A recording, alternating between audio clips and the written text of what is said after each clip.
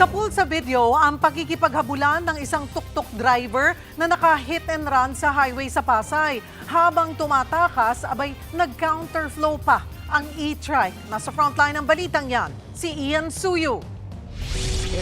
Matulin ang takbo ng e-trike o tuk-tuk na yan sa kahabaan ng Rojas Boulevard sa Pasay City noong nakaraang linggo nang biglang nasagi nito ang isang motorsiklo. Oh, sheesh! Hanep, buti tumigil yung kotse. Bumagsak ang rider at ang kanyang sakay. Balasubos magmaneho. Pero sa halip na tumigil, dumire-diretso ang tuk-tuk. Mas humataw pa nga ito sa pagmamaneho. Ang motorista namang nakakita sa insidente, hinabol ang tuk-tuk. Mala fast and furious ang eksena. Eto na po. Rojas Boulevard. Hindi alintana ang peligro kahit meron siyang mga pasahero.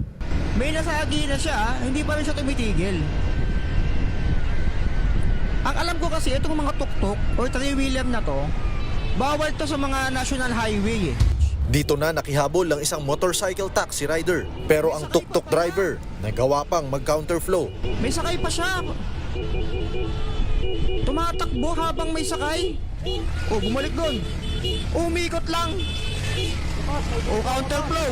Counterflow, mga kaibigan. Counterflow na to, ha.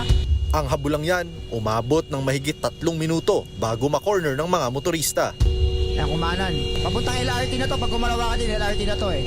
O, kumanan ulit, umikot lang. Nang makatigil ang rider, dali-daling bumaba ang kanyang mga pasahero. Galit namang binulyawan ng rider na nakasunod ang pasaway na driver.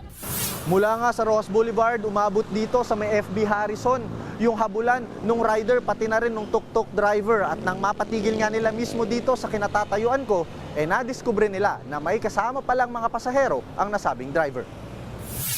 Ayon sa pulisya, napag-alamang kolorum pala ang minamanehong e-trike na may biyaheng Baclaran, Buendia. Patong-patong daw ang nalabag ng driver, lalo't mahigpit na ipinagbabawal ang pagdaan ng tuk-tuk sa mga pangunahing kalsada. Disregarding traffic rules talaga yung ginagawa itong mga tuk-tuk driver.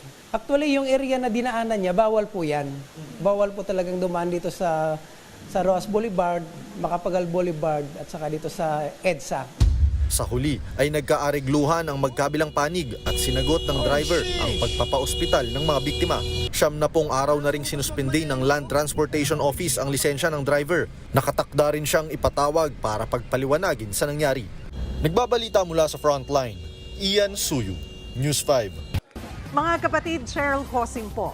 Maging maalam at may pakialam sa mga napapanahong issue at headlines. Mag-follow at mag-subscribe na sa social media pages ng News 5.